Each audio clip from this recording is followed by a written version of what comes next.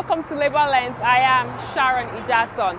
Workers from more than 66 countries took out time to celebrate May Day. In Nigeria, despite the several challenges the average Nigerian worker is faced with, they were seen with different attires, marching on towards ensuring their voice are heard from different quarters. We will be right back.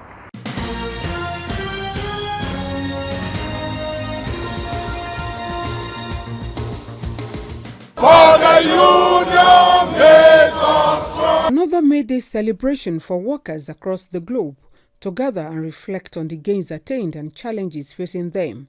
For Nigerian workers, this year's celebration is unique in two ways. First is that it coincides with the centenary of the International Labour Organization, of which Nigeria is a member. And second, the workers are fulfilled that between the last May Day and now, they have achieved a new minimum wage. There is no better May Day gift to Nigerian workers than the 30,000 national minimum wage. We commend the National Assembly and President Muhammadu Buhari for ascending to our demand for an increased national minimum wage. We therefore want to say that having signed the bill, we are aware that any law that is signed, it takes effect from the day the President assented to the bill. And therefore, we are hopeful that our minimum wage will take effect from the 18th of March 2019. Organized labor in Nigeria views a huge severance package and pension to political office holders as a form of corruption. It is even more disturbing when many of the recipients of these self-sponsored and self-benefiting allowances are state governors, who left office with a pile of unpaid salaries, gratuity, and pension liabilities. The Buhari administration exalts the place of the ILO as it clocks 100 years. It is joined by the umbrella body of private sector employers in assuring workers of the readiness to implement the new minimum wage. We'll continue to commit ourselves to the cause of improving the lot of every working Nigerian and providing for those who cannot work. A new national minimum wage, which Mr. President signed into law a few days ago, shall be fully implemented by the current administration. The workers' representatives can now directly approach the National Industrial Court of Nigeria on matters concerning non-compliance with the provisions of the new Minimum Wage Act. Penalties for default have also been reinforced. National minimum wage is not basically a general salary increase, but an amount below which no employer should pay. We as employers have committed ourselves to the implementation of the national minimum wage. We urge our comrades that survival of enterprises should be paramount in the minds of all of us. Labour canvasses industrialization and creation of decent jobs and a turnaround in critical sectors of the economy, including education, health and energy. The theme for this year's celebration is another 100 years of struggle for jobs, dignity and social justice in Nigeria.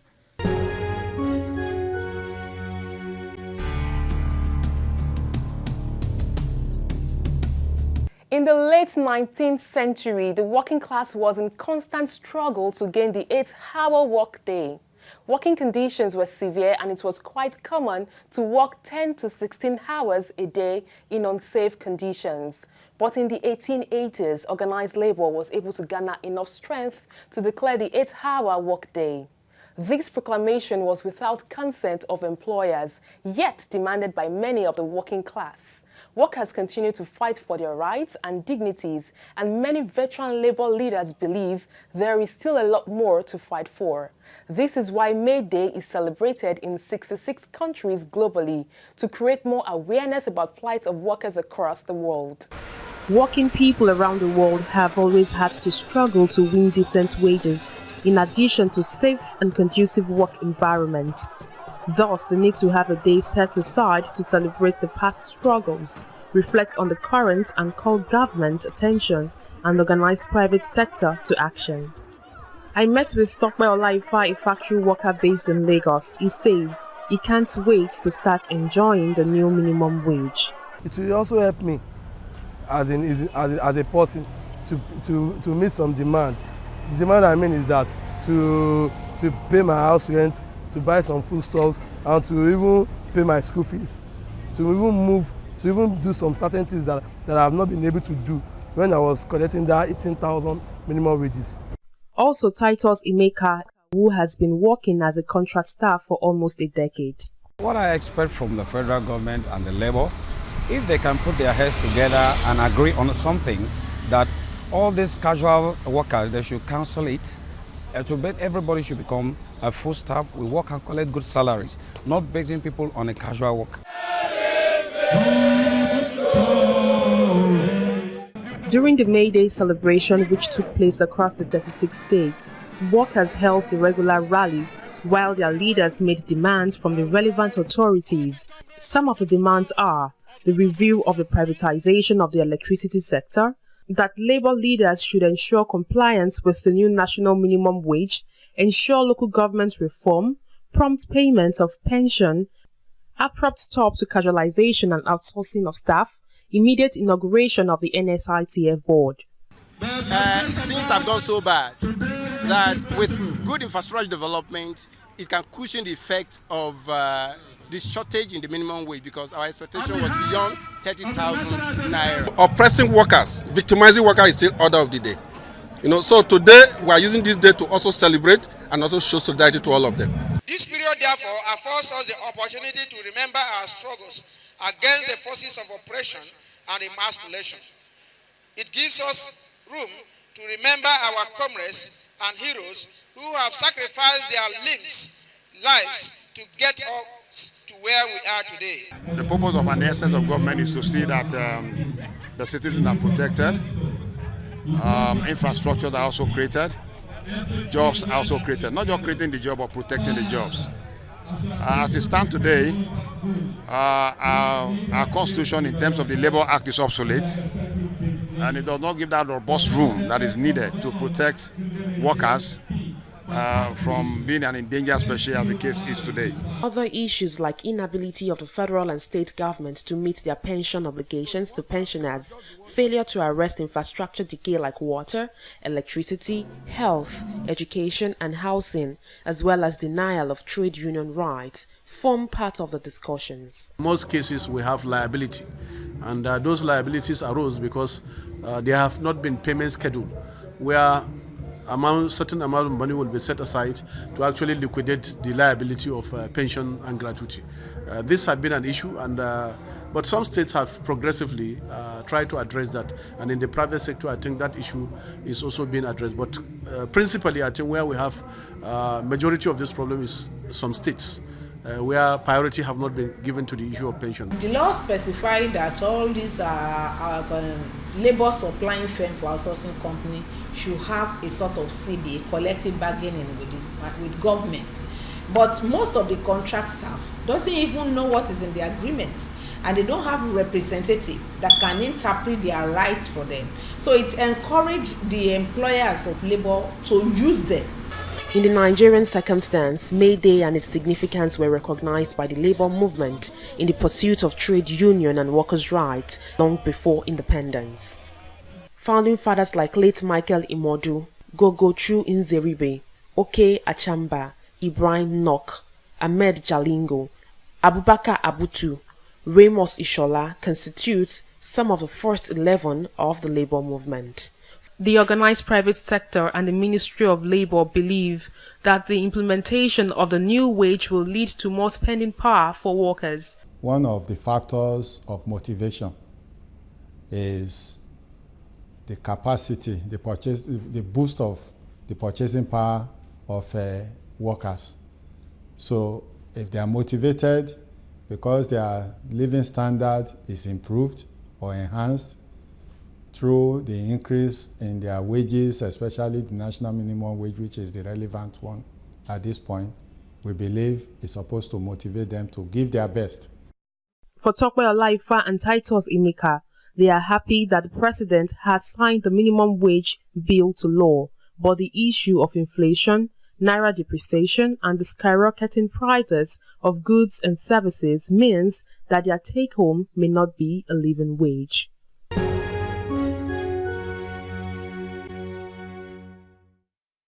I will want to call on our members not to lose hope in any way, because the adjustment of the CONHES was a mutually entered agreement.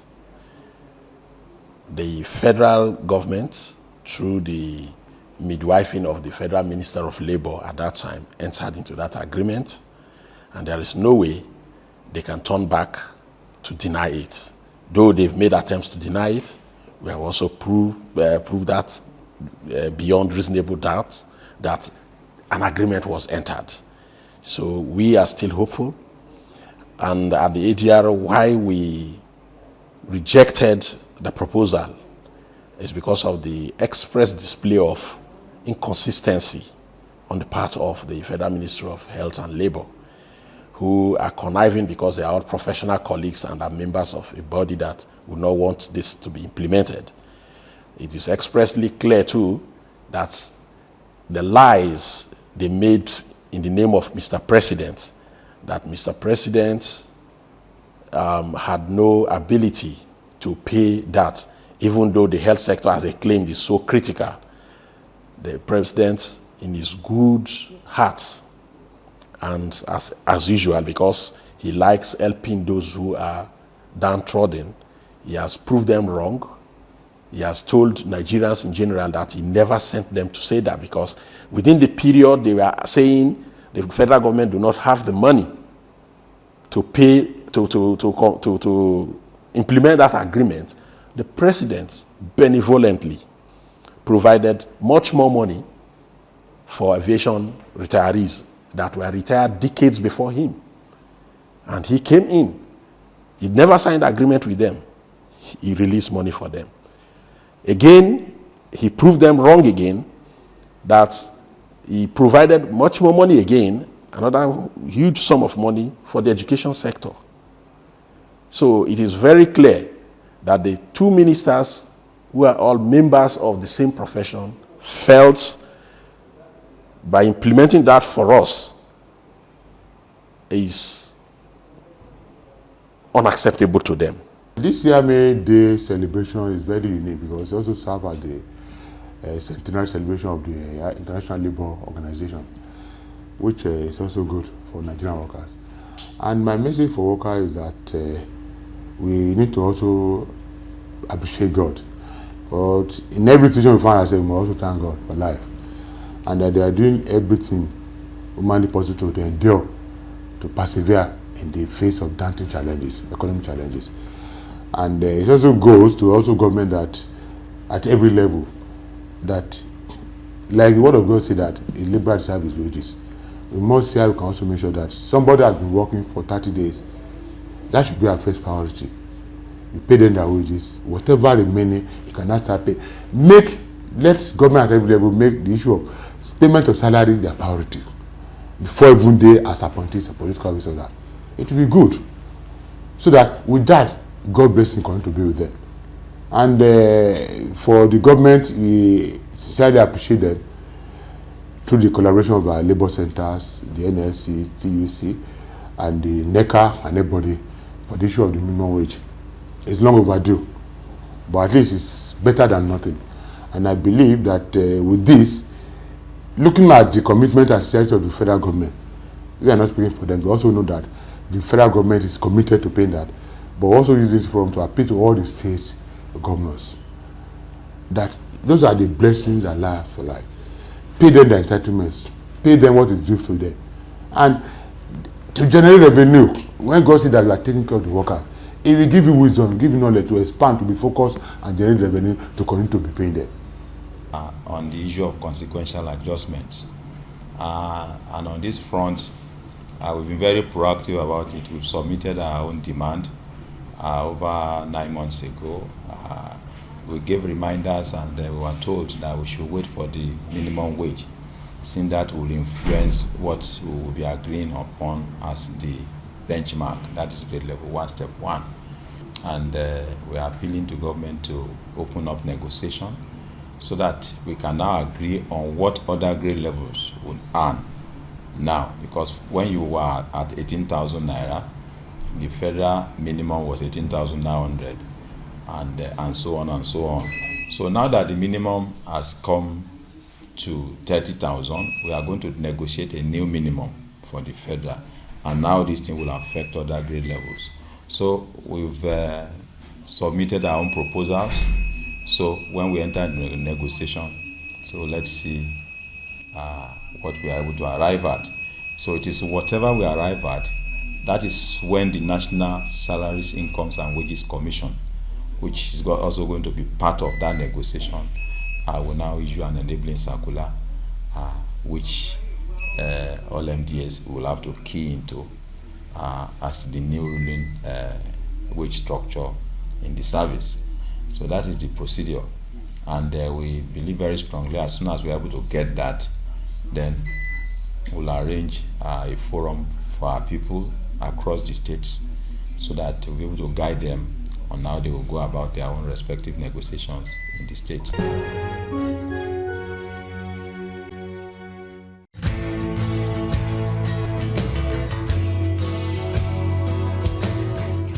On the Profile Interview segment this week, I spoke with the Executive Secretary, Organization of Trade Unions of West Africa, Comrade John Ode. He gave us insight of what the International Labour Organization are doing globally to ensure that every worker's right across the globe is protected. Take a listen. It's good to have you on the program. Thank you. Workers across the globe celebrated the International Workers' Day celebration, popularly known as the May Day. How would you rate the performance of labor leaders across the globe? Would you say they're meeting up with the yearnings of the average worker in the global space? Well, given what happened in France, for example, and a number of those areas where May Day is seen as an opportunity, as an occasion to not just remind the world about where workers are coming from some of them workers having to work sometimes for as many as 20 hours a day before the eventual legislation worldwide of an 8-hour work. When you have the type of active contestation of workers against the policies of the powers that be, in the case of France, with the yellow vest protests that have been on for every weekend for the last 6 months, and which during on May Day again was replayed. It just showed the fact that the struggle of workers worldwide is still very much on for improved social conditions and for improved take-home pay. If we come back to the African continent and to our country, for example, you see that since 1981, when May Day was officially declared as a public holiday, we do a carnival-like celebration, and it's had, since that period, been a day where a basket of demands of workers are placed in front of both government, whether at the state level, where our state councils do May Day celebration, or at the national level. These have been occasions that are now traditionally used to articulate issues, concerns of the working people that we want the powers that be in government and private employers to address. So May Day this year as you saw in the Eagle Square, was largely a celebration that after a protracted negotiation, that there is a new national minimum wage, and workers were largely very happy that this is going to take effect, and hopefully this will improve their working condition and their living condition. What are your expectations from the tripartite circle that we are aware of in terms of ensuring that workers' rights are protected, especially in the West African countries where you have affiliates? Like I was saying at the beginning, the concerns of workers across the world are largely the same.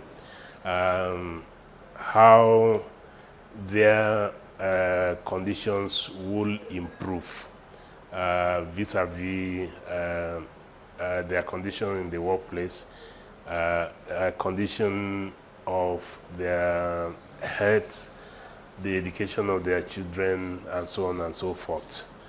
So, for example, in Sierra Leone, it's have been a celebration that was anchored on giving a series of demands to the new government, because there have been a change of government in the place.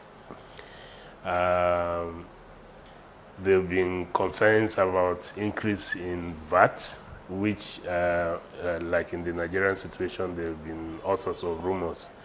And where you have a new national minimum wage, now there are rumors about increasing VAT, which will be like giving with one hand, taking with the other. There have been rumors in Nigeria about increase in price of petroleum products, which traditionally have been a flashpoint in the relationship between government and the unions. So it is hoped that this type of taking one step forward and two steps backwards will not happen. And the May Day in the various West African countries, including Nigeria and Ghana and Sierra Leone, and in the French countries, have all tried to draw attention to peculiar national situations. How would you rate the impact of the May Day celebration to an average African worker? I think those who come out to actively participate, there's a correlation of the type of mobilization that is done and motivation that come out of having to listen to the collective demands put forward by the leadership of workers.